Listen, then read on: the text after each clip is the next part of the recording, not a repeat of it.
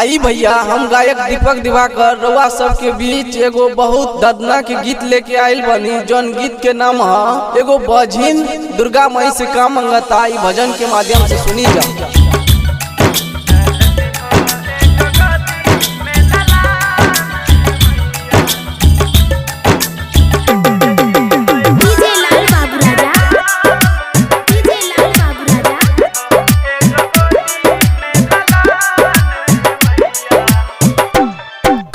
जिंदगी कना गे दुर्गा माई सुन बजनिया बेटी के पुकार।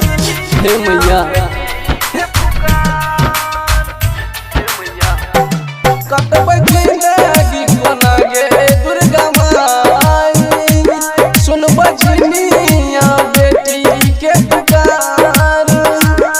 अब रहलो नहीं जाय छै हमरा मन रोग कैसन दे देला हमरा तान में। दे देती हाँ एक गोदी में लगान गे मैयो छूट जतियै तब हमरो ई उलान गे मैयो। दे देती है एक गोदी में लगान गे मैयो छूट जतियै तब हमरो ई उलान गे मैयो।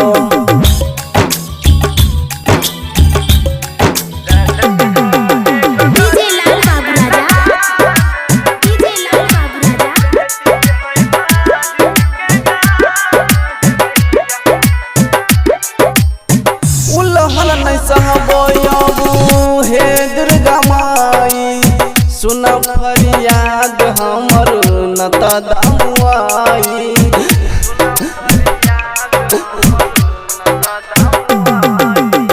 उलहन नहीं सहबो गे दुर्गा माई सुन फरियाद हमर न त दमुआई। दे देती हाँ एगो जियै के सहारा गई नहीं मांगी कुछ पैसा महलवा।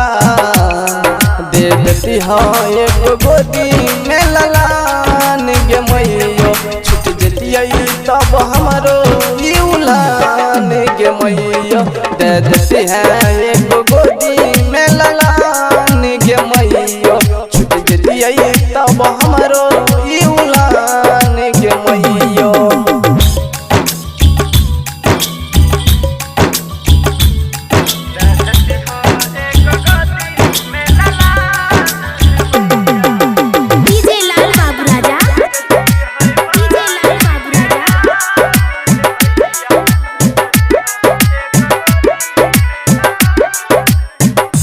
जी लगने छियो ध्यान लगाई पूरा जे होते मैया लौंडा नचाईबू।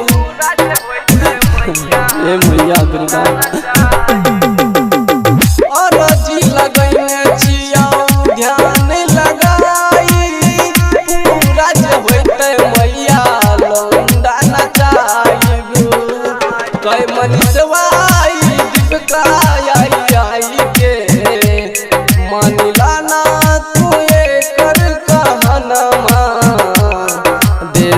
हाँ एक गोदी में लगान गे मैयो छूट जतियै तब हमरो ई उलान गे मैयो। दे देती है एक गोदी में लगान गे मैयो छूट जतियै तब हमरो